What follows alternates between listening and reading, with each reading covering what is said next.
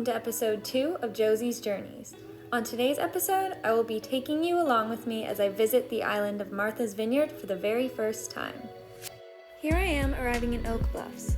Right away, I was in awe of the beauty, character, and sense of community I felt. It almost reminded me a little bit of Provincetown with its fishing village feel.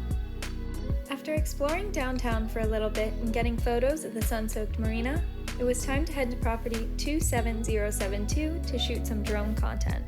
Upon arriving at the home of one of our Edgartown homeowners, I was blown away by the enchantment of the property.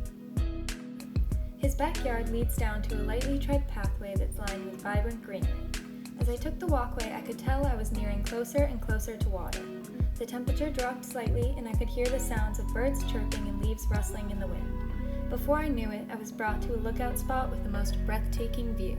The name of this tranquil spot before me is Sheriff's Meadow. The water was so flat, calm, and crystal clear that I could see my reflection. Once we finished filming the drone content we needed, it was time to explore Edgartown. The hydrangea-lined streets of downtown were bursting with colors from pastel pink to royal blue. After stopping briefly at this beautiful garden to get a glimpse of the view, it was time for me to head to Edgartown Light. The moment I stepped out onto the sand and wound my way through the green pathway, I was brought to the most enchanting view of Edgartown Harbor Light.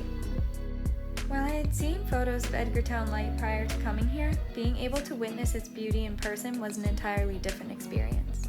Once we had finished getting the content we needed at Edgartown Light, it was time to head to the destination I'd been waiting to see all day, the Aquinnah Cliffs.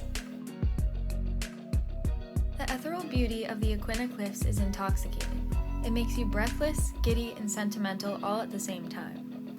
I wish I could have stayed for hours because I've been told the sunsets are unlike anywhere else in the world. As if the cliffs weren't already the highlight of my day, I looked behind me to see a red brick lighthouse sitting on the lush green grass. Gayhead Lighthouse occupies one of the most stunning views not only on Martha's Vineyard, but in all of New England. It also happens to be the backdrop for many entertaining events hosted on the island. My afternoon on Martha's Vineyard ended with a trip to South Beach, and let me just say that it did not make my leaving the island any easier. With wispy waves crashing against the shore and sand so soft it makes for the perfect pillow, South Beach is definitely where I'll be going to soak up the sun on my next trip back. My very first trip to Martha's Vineyard absolutely blew any initial expectations I had out of the water. Living on the Outer Cape, it can be kind of tough to find motivation to explore other areas, but I am really glad I did. Alright everyone, that is all for this episode of Josie's Journeys. Thank you for watching and I'll see you next time.